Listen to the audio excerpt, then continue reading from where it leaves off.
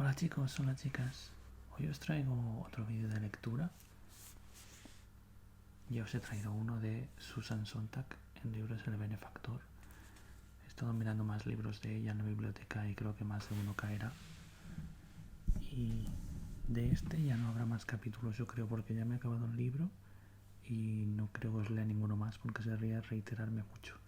Pero para que tengáis una segunda opinión sobre cómo puede ser un libro suyo, os traeré alguno de otro estilo.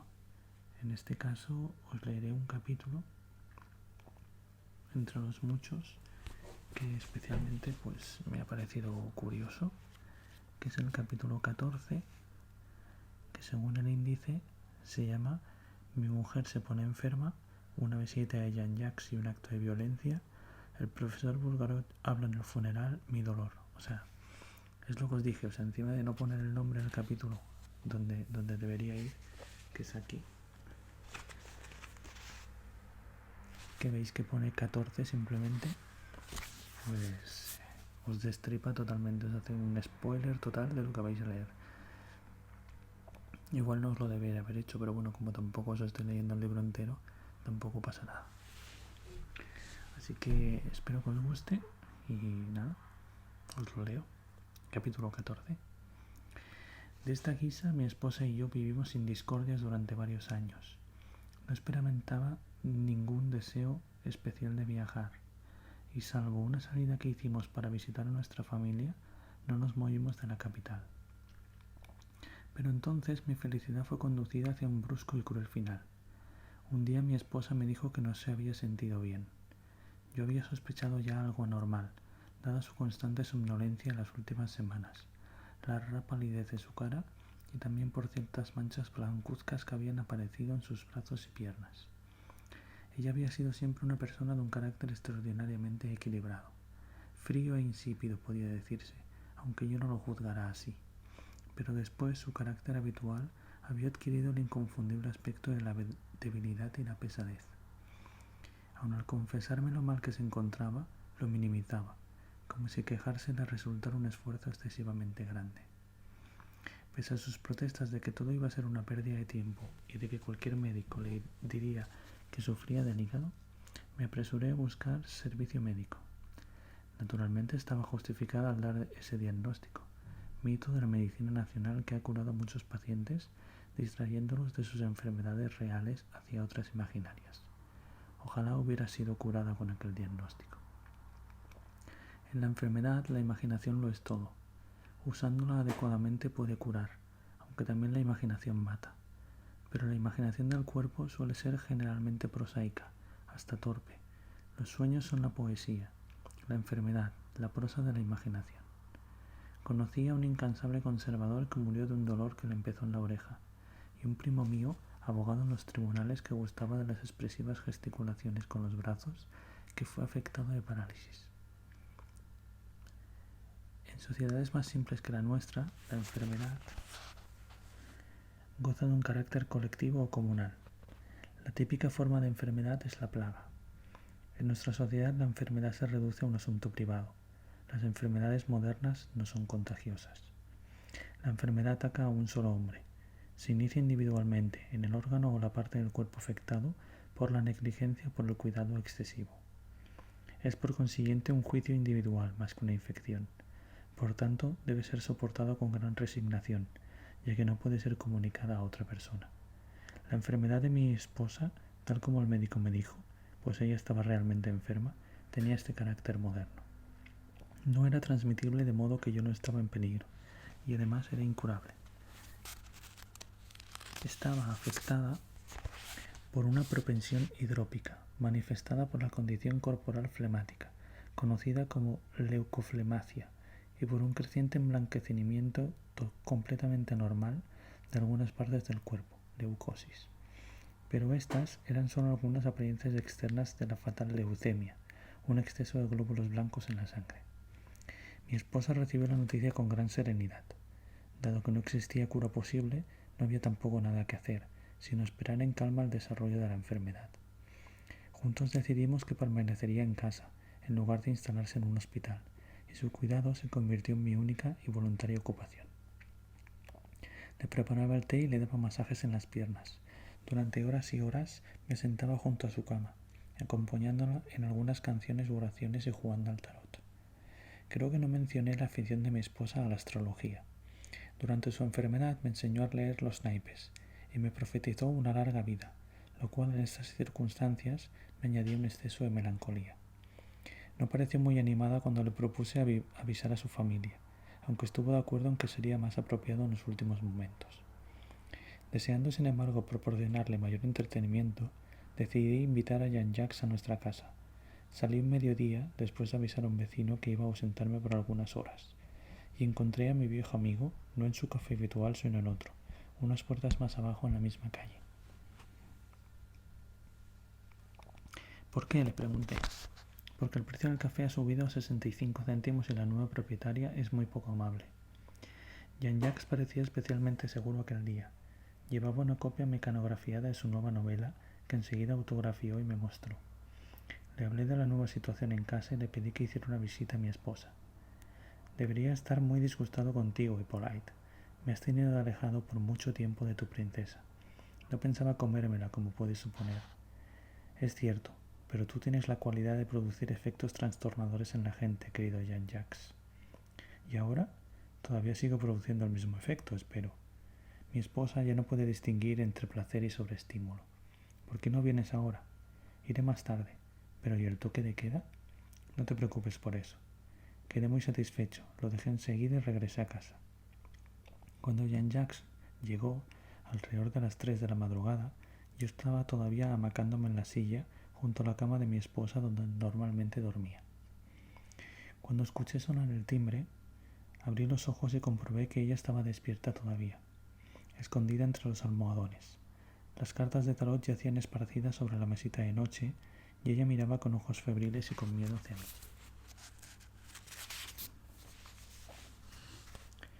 Es un amigo, susurré para no asustarla, ya lo verás.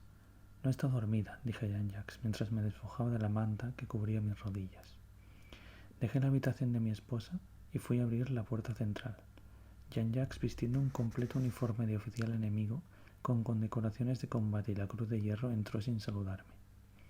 «Canta», dijo alegremente mientras se metía en la habitación. Hizo una señal a mi esposa para evitar que se asustara.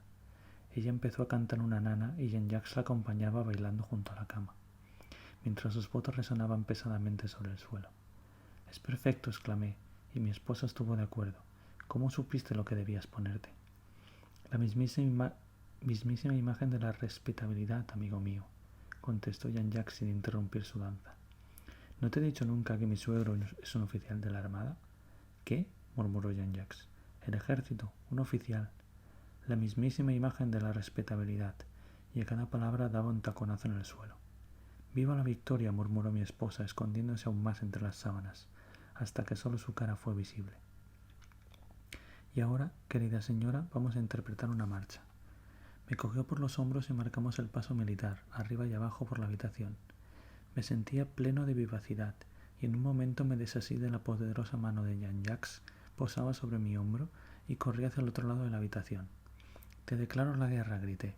«Estás muerto», dijo Jean-Jacques pausadamente. Mi esposa empezó a llorar. Me dirigí a él con enojo. «No hagamos la guerra», le dije. «Esto la asusta». «Pero yo quiero luchar contigo. Después de todo, fui boxeador profesional». Lo sé. Por eso no voy a ser tan tonto de luchar contigo». Empecé a sentirme molesto. Jean-Jacques podría haberse mostrado un poco más serio. «Primero, deja que me saque mi respetabilidad», dijo con voz segura, y empezó a desabotonar su flamante camisa verde oliva. La cabeza de mi esposa desapareció bajo las mantas. «Pero estoy muerto, lo dijiste tú mismo». Se escuchó un quejido alarmante desde la cama. «Esa es tu ventaja, Hippolyte, como la mía es haber sido boxeador». Se impacientaba con los botones y se sacó la camisa por la cabeza. Aprovechando esta oportunidad, tomé una silla próxima al armario y la lancé sobre su cabeza. Inmediatamente se desplomó y la cabeza de mi esposa emergió de entre las sábanas, con los ojos enrojecidos por las lágrimas. «Oh», exclamó. «Ese es el castigo por encarnar a un oficial», expliqué, secando su cara con mi pañuelo. La exasperación y el disgusto por la eterna frivolidad me habían dejado sin habla. No podía explicarle nada más, y solo quería deshacerme de él y sacarlo del apartamento. «Voy a llevarlo a su casa», Vuelvo enseguida. Me hubiera resultado imposible levantar a Jean-Jacques y bajarlo por las escaleras, de modo que desperté a un vecino, un muchacho que transportaba carbón, que vivía detrás de la puerta contigua a la nuestra. Estuvo de acuerdo en ayudarme y lo hicimos juntos. Después de despojar a Jean-Jacques de su disfraz, lo vestimos con viejas ropas mías y esperamos a que amaneciera. Aún inconsciente lo bajamos y lo metimos en la furgoneta que el muchacho usaba para repartir el carbón. Transportándolo a través de la ciudad y llevándolo a su habitación tras subir las escaleras del hotel en que se hospedaba. Envié de nuevo al muchacho para que cuidara a mi esposa hasta mi regreso. Creí que había matado a Jean-Jacques, dada la forma en que estaba tendido. Seguramente esa fue la razón por la que no lo dejé hasta que vi que se recuperaba. No volvió en sí hasta el mediodía. Cuando observé que comenzaba a moverse en su cama y se quejaba sosteniendo entre las manos su cabeza, me deslicé hacia la puerta. Me sentía extremadamente disgustado con él. Me detuve a comprar algunos alimentos y regresé a casa. Pero cuando entré en la habitación de mi esposa, con gran asombro vi que en la cama solo estaba el muchacho del carbón, completamente vestido. Pareció asustado al verme y balbuceó que mi esposa se había sentido muy mal cuando él regresó a casa, por lo que avisó a los vecinos, que enseguida llamaron a una ambulancia y que ahora estaba en el hospital de la ciudad. Me apresuré a ir al hospital donde una enfermera me confirmó las noticias sobre la grave situación de mi esposa. Me permitieron entrar unos minutos, pero ella estaba en coma. 3 días después, murió. No pienso hablar ahora de mi pena. Hacer los preparativos del funeral representaba un problema para mí. Sería enterrada en el panteón familiar de su ciudad natal, con todos los ritos de la iglesia, pero yo también deseaba hacer un funeral que representara sus últimos años de vida junto a mí en la capital.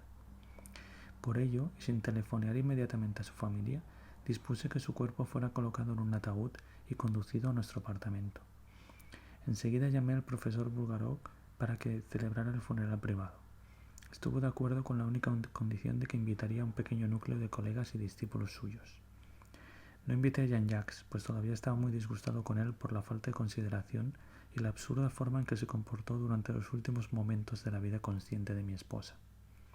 Invité al repartidor de carbón y a algunos actores amigos. Lucrecia vino con un joven pianista, su último entusiasmo. Mónica llegó consumida de pena a causa de su esposo, por entonces prisionero de guerra. Me sentí conmovido por el hecho de que hiciera en sí un lugar para mi pena, aunque realmente no supe ver que la había juntado con la propia. El sermón del profesor Bulgarov, del que pienso dar algunos extractos, no defraudó mis esperanzas. Lo reproduciré con su peculiar estilo de puntuación, pero no basándome simplemente en la memoria, sino también en el recordatorio impreso que mandó imprimir bajo los auspicios de la Sociedad Autogenista. Se titulaba Sobre la muerte de un alma virgen. Empezaba: amigos y cocreyentes, dolientes y especuladores, la muerte es el suceso más importante de nuestras vidas. Solo es comparable a los sueños, pues en un sueño no cabe revisión, solo nuevos sueños y la interpretación de los sueños. Tampoco hay revisión de la muerte, sino otras muertes y nuestras reflexiones sobre ellas. Ahora bien, hay solo 2 muertes interesantes, podríamos decir, satisfactorias: la muerte de un gran criminal y la muerte de un alma virgen, puesto que ambas son la misma cosa e indican aquella inocencia a que aspiran retornar. El secreto de la inocencia es el desafío, criminal y alma virgen. El criminal desafía el orden de la sociedad, el alma virgen desafía el orden de la naturaleza. Ambos sobrepasan sus cuerpos en favor del deseo. Por lo tanto, la muerte del criminal y la del alma virgen son muertes voluntarias. Nosotros, que hemos sido dejados en un común terreno central, ¿nos atrevemos a escoger entre una de estas 2 muertes opuestas aparentemente, que son, ya os lo digo, no hay secreto en ello, equivalentes? Cada uno de nosotros vive diariamente junto a su muerte. Una cinta, a veces más ancha, otras más estrecha, que se enrolla a lo largo de nuestras acciones cotidianas. La mayoría ignora la muerte, pero el criminal y el alma virgen viven con sus muertes. Estas no pueden sorprenderlos. Los modos de desencarnarse son misteriosos. La inteligibilidad no puede ser explicada. Un hecho es un hecho, la muerte es la muerte, pero la vida es movimiento, por lo tanto la vida es resurrección. Muchos han enseñado que primero está la vida, después la muerte, después la resurrección. Yo digo, la vida, después la resurrección, después la muerte. En el Evangelio de Dianus está escrito: vive quien debe, muere quien quiere. A los dolientes os digo, Mirad al afligido esposo. Él no está penado, él no condena la muerte. ¿Qué significa esto para él o para cualquier otro? Pues si somos como somos, no podemos ser sino lo que seremos. ¿Cuál fue la vida de esta joven mujer? Nació, asistió a la escuela, se casó, obedeció a su padre y a su esposo. Murió. Se necesita tener vocación para una vida así. No puede escogerse mentalmente. El secreto de la vida es la vocación, y ella la tenía. También se necesita vocación para morir bien, y esta vocación la poseen el criminal y el alma virgen. En uno de los evangelios de Dianus, un discípulo pregunta a su maestro: ¿cuándo entraremos en el reino? ¿Cuándo entrarás en el reino?, dijo el maestro. Cuando logres hacer que uno se transforme en dos, cuando hagas semejante el interior al exterior, y el exterior al interior, lo superior igual a lo inferior y lo inferior a lo superior. Y si haces uno del macho y de la hembra, de modo que el macho ya no sea más macho y la hembra no sea ya más hembra. Cuando pongas los ojos en el lugar de un ojo, y una mano en el lugar de una mano, y un pie en el lugar de un pie, y una imagen en el lugar de una imagen, entonces entrarás en el reino. ¿Cómo debemos interpretar esta enseñanza? El interior como el exterior semejante al interior. Oh vírgenes y criminales, ojos en el lugar de un ojo, una mano en el lugar de una mano, un pie en el lugar de un pie, una imagen en el lugar de una imagen. El significado es este: actos de sustitución constituyen una vida, hasta que alcanzamos la última sustitución durante la vida, la muerte, donde ya no son posibles más sustituciones, cuando hemos sido circunscritos a nuestro centro, cuando hemos encontrado nuestro principio, es la muerte, lo cual no es en absoluto la muerte. No tratemos de desafiar el fin, busquemos solo el desafío a nuestros seres vivientes. La muerte es nuestra recompensa de nuestra resurrección, la muerte es nuestro desafío. Empezamos por el fin, acabamos en el principio. Tal como dice el maestro: bendito el hombre que alcanza el principio, él conocerá el final y no saboreará la muerte. Nosotros no saborearemos la muerte, seremos saboreados por la muerte. Seremos completos, pues estaremos vacíos. Seremos extremos, pues seremos perfectos. Cuando uno se hace tomar una fotografía, el fotógrafo dice: perfecto, igual que usted. Eso es la muerte. La vida es una película, la muerte es una fotografía. Después de la lectura del profesor Bulgaró, sus discípulos se reunieron junto al ataúd para contemplar por última vez a mi esposa y me abrazaron. Como el profesor Bulgaró ya me había dicho antes que el apoyo a las investigaciones y publicaciones de su sociedad había sido muy escaso en los últimos tiempos, le di un cheque. Salimos con Lucrecia y su acompañante a tomar un aperitivo y regresamos inmediatamente. Creo haber entendido casi por completo el sermón del profesor Bulgaró. Podría decirse que en aquella época yo era un adepto a sus ideas. Pero eran bastantes los puntos con los que no estaba de acuerdo. No con su caracterización de mi esposa. Creo que captó bellísimamente su pálida semblanza, sino con las continuas referencias que hacía a mi persona, indicando que no debía estar afligido. Resulta demasiado fácil resignarse a la pérdida de alguien que no ha tenido una importancia realmente grande. Además, había decidido permitirme este dolor. Estuve de acuerdo, sin embargo, con gran parte de sus afirmaciones. Hay una elección que debe realizarse aún en el dolor. Sentía dudas acerca del derecho a sufrir por su ausencia. Cualquier pena personal hubiera estado fuera de lugar, pues mis relaciones con mi esposa mientras vivió no fueron relaciones personales en el sentido corriente de la palabra. A su muerte, mis relaciones con ella difícilmente podrían diferir. No obstante, cuando acompañé el cuerpo de mi esposa a su ciudad natal y permanecí en el cementerio con su familia y la mía, participé completamente del dolor colectivo. Un funeral adquiere en provincias mayores dimensiones y un peso específico más importante que un funeral en la capital. Mi hermano se había distanciado desagradablemente de mí y no me sentía bien acogido en su casa. Tampoco tenía ningún interés en aceptar las invitaciones del resto de mis parientes para que pasara algunos días con ellos. De modo que poco tiempo después regresé a la capital. He dicho que hablaría de mi duelo, a pesar de lo difícil que me resulta. Mi pena se manifestó por sí misma bajo diferentes formas. Me sentía como si hubiera empequeñecido dentro de mi propia piel. Mis codos, mis hombros, el cuello, me parecían ajenos. Hice una lista de las formas posibles de morir. Hasta aquí llegué.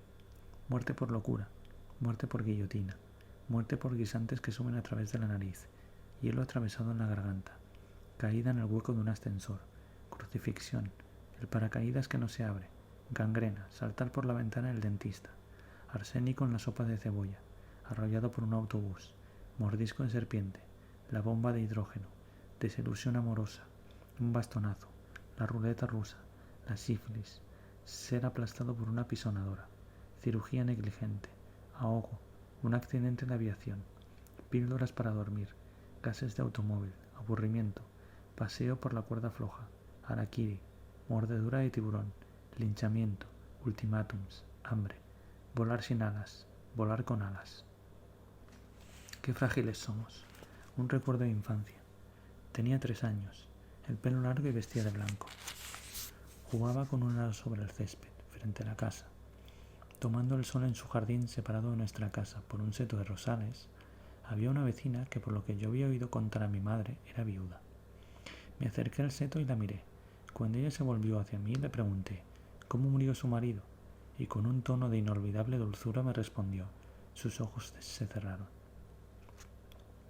Esto, lector, es el dolor, esta incoherencia. Comprenderás por qué no prosigo. Mi tarea era entonces reconstruir mi vida, pero la muerte, como la violencia, es un ejemplo insidioso, difícil de remover. Había adquirido hábitos muy solitarios durante los meses que cuidé a mi esposa. Su muerte no parecía razón suficiente para abandonarlos.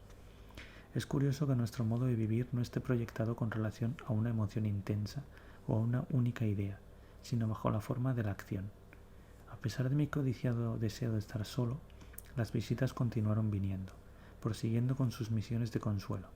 No fueron muchas, pero sí suficientes. Mónica era mi principal visitante. Su traje de viuda y su velo acababan de notificarle la muerte de su esposo en un campo de concentración. Hacían juego con mi propio luto, aunque mucho antes que ella volví a usar mi ropa habitual. Pronto me cansé de su compañía.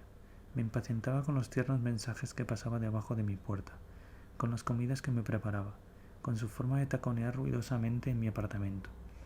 Ni sus sollozos de dolor, ni su alegría cuando en aquel verano la capital fue liberada, eran sentimientos que yo pudiera compartir. ¿Cómo murió tu esposo, Mónica?, le pregunté cuando insinuó pasar una noche conmigo. Oh, era tan bueno, susurró comenzando a sollozar. Cuando impugné la sinceridad de su dolor, se indignó de tal modo que tuve que decirle que se marchara. No creo que nos ayudáramos mutuamente. Ella estaba demasiado triste, pero no lo suficiente como para resultarme una buena compañera. Mónica se agitaba compulsivamente y era casi indestructible, mientras que mi constitución se hacía cada vez más débil. Recuerdo que esta imagen de mí mismo llegó a tener gran importancia para mí. Cuando volví a mis olvidados ejercicios físicos, lo hice con esa desesperada imagen en mi mente. Desaparecidas las antiguas razones para mantener mi cuerpo en buen estado, tenía ahora un objetivo mucho más importante en perspectiva. Debía robustecer mis miembros, de lo contrario me quemaría. Urgía a mi cuerpo que cambiara, a que adquiriera mayor soltura, a que se hiciera más libre y perdiera la inquietante tirantez de mi mente. Pero las venas de mis brazos y piernas parecían coaguladas por el dolor. Afortunadamente para mí, Mónica no tardó en trabajar para uno de los numerosísimos comités de posguerra, dedicados a la reparación de las injusticias y al mejoramiento de todo lo que por entonces empezaba a florecer. Sus llamadas se hicieron menos frecuentes y generalmente no tenían más objetivo que asegurar mi firma en alguna petición o manifiesto. Yo firmaba siempre, pues a pesar de las burlas que me permitía sobre Mónica, sus sentimientos políticos, si es que alguien puede llegar a tener sentimientos políticos, eran irreprochables. Aparte de Mónica, veía otros amigos, mucho más hábiles en consolarme. Tuve algunos encuentros fríos con Jean-Jacques, llenos de largos silencios. Era extraño lo poco que me importaba la gente en aquella época, ya que mi vida interna se encontraba igualmente despoblada. Hasta mis sueños me habían abandonado, pero estaba acostumbrado a ser paciente conmigo mismo, tal vez demasiado paciente. Jugaba al ajedrez solo. Mis placeres sexuales eran casi siempre solitarios, con o sin ayuda del espejo. Asistía ocasionalmente a alguna sesión de cine mudo. Esperaba un sueño. Bueno, chicos, espero que os haya gustado, que os haya relajado, o si no, pues lo siento.